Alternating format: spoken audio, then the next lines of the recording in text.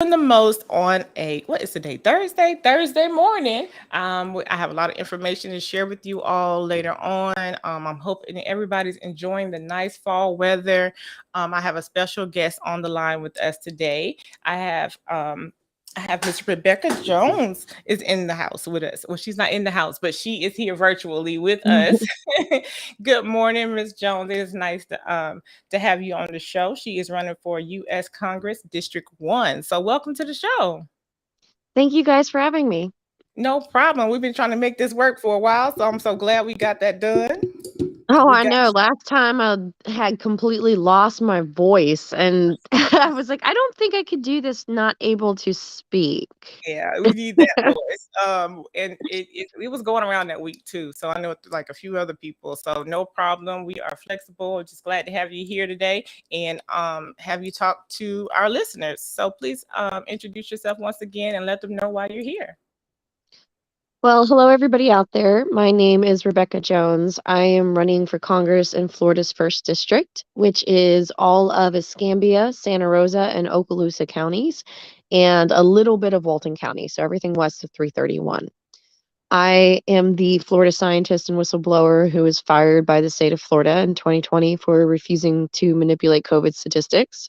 Oh yeah, I heard I about was, that. I didn't even yeah, have to ask a hard question. See how open she is? Go ahead.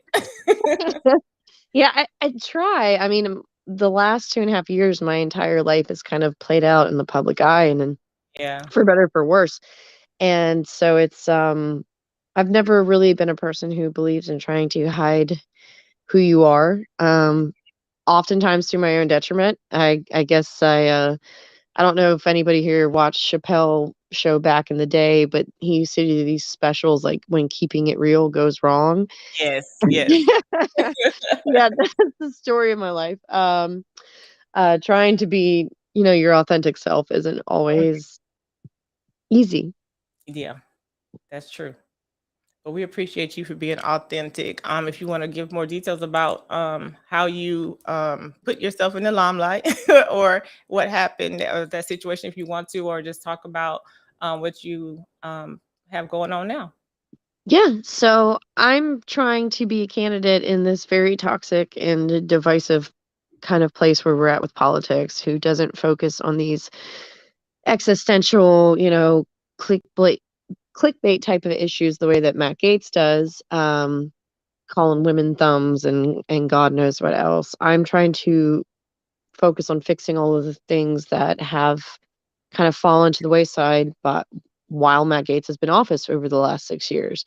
And that can be as simple as, bringing money home from the federal government that we've paid in taxes to make sure that it goes to infrastructure funding, to VA care, and projects like that, Mhm. to making sure that the Department of Education is doing its job, that it's protecting kids with IEPs and 504 plans and students with disabilities, and that our teachers are getting fair pay. We have a massive teacher shortage, and we're one of the lowest pay for teachers in the country, and trying to fix everything that he's broken.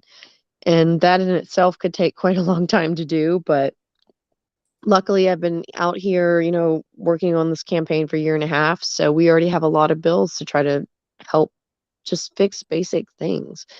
And it shouldn't be this difficult to have somebody advocating for, to bring our own tax dollars back to our district.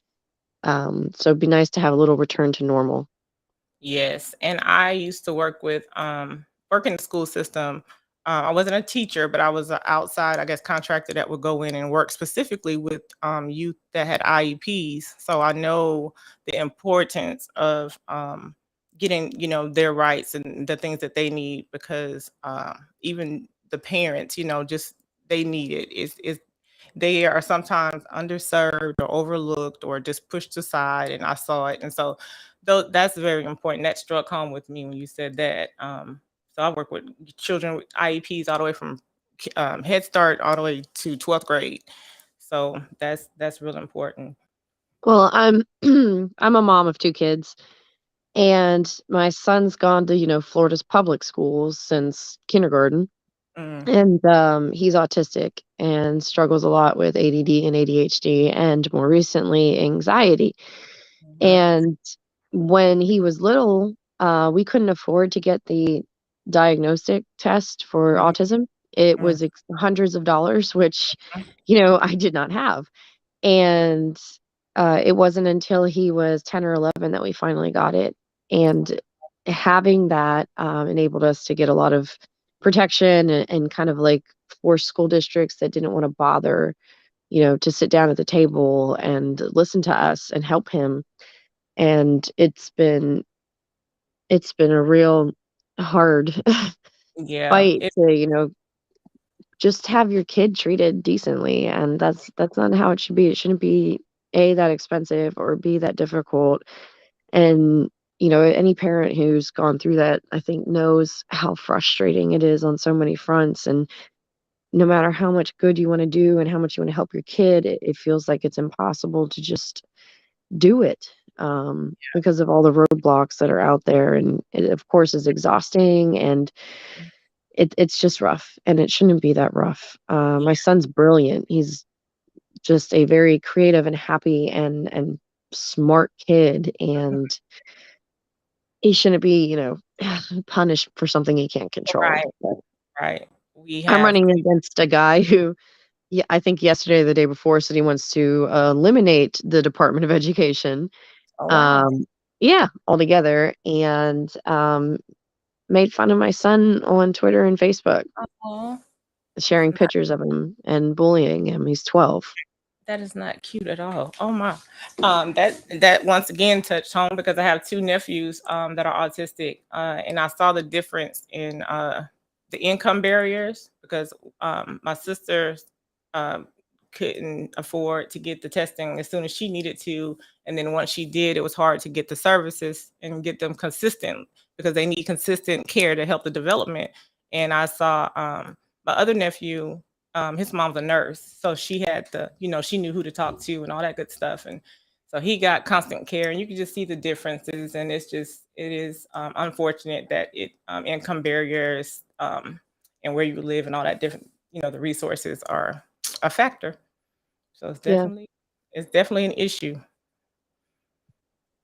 Yep. Yeah, So one of the good. things we really, really need to fix, I mean, we need to make sure that teachers are getting the training that they need and they want to help kids with autism, Yep. considering how prevalent it is, because it's not that, you know, teachers are like, I don't want to deal with these kids. A lot of them are asking, like, please, is there any way for me to take a class or, you know, do some kind of seminar or even online training to help me help Yeah. these kids Help, in help, the class setting. help me And help. yeah, exactly. And we're just not doing enough to bridge that gap. Yeah, and like you mentioned earlier, the pay would help, you know, because we ask teachers a lot. They put a lot on the teachers, a lot of requirements, and the pay is not equal all the time. So that's a big factor as well. Well, Ms. Jones, is there anything else you want our listeners to know before you get out of here? I know we got to get out of here soon. You're a busy lady. But we appreciate you for stopping by and taking the time to talk to us today. But if you Yeah. want anything else. My website is votejones2022.com. Okay. Mail ballots have already been sent out. So if you have one sitting, you know, on your table, or like me, your top dresser drawer where you hide all that important stuff that you know you're supposed to deal with and you never do, Yeah. just go ahead and fill it out and send it back. And then you don't have to worry about forgetting or it coming in late. Early voting starts October 24th. So you also have 2 weeks to vote in person if you want to. And, you know, we're running a campaign. I'm obviously a mom, and that's what drives a lot of what I do. But it's not just about that, it's about good versus Gates this year. Mhm. And we really hope that you guys will be on our side. Well, we appreciate you for coming through. Like you said, early voting starts October 24th and it goes to Mm. November 5th, I believe. Yes, So do ma'am. early voting as much as you can. We will have some events. RWR Live 365 will have some events going on around that week, and I'll give you that information in just a minute. But I would like to go ahead and let Miss Rebecca Jones go. But thank you for coming through and talking to us today. We And appreciate thank you it. guys. Come by anytime. Thank you guys so much for having me. You're welcome. You have a good day. All right, bye. Bye bye.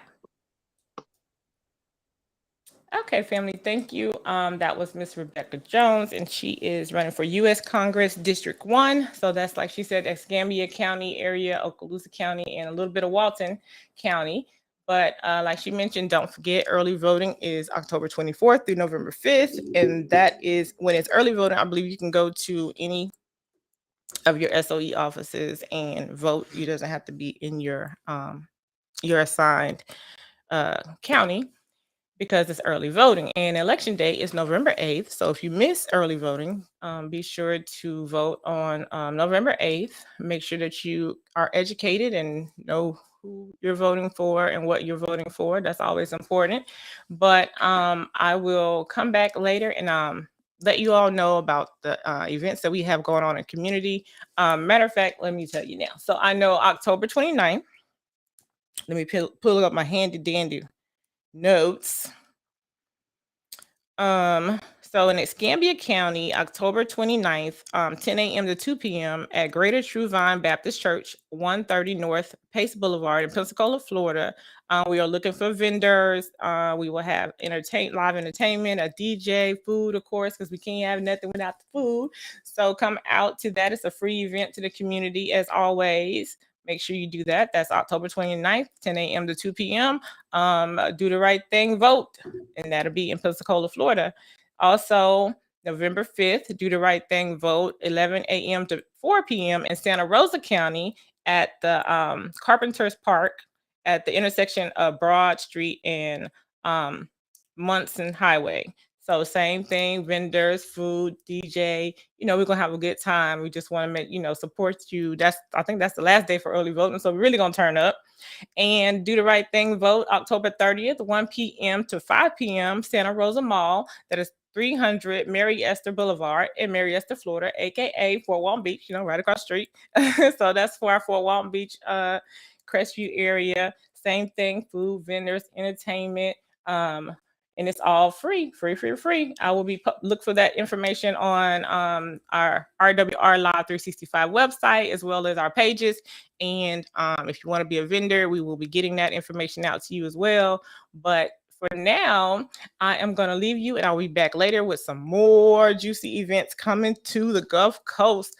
But we once again want to thank Miss Rebecca Jones, who is running for U.S. Congress District 1, for coming through and having a conversation with us this morning. I'm your girl, Q La La, doing the most right here on RWR Live 365.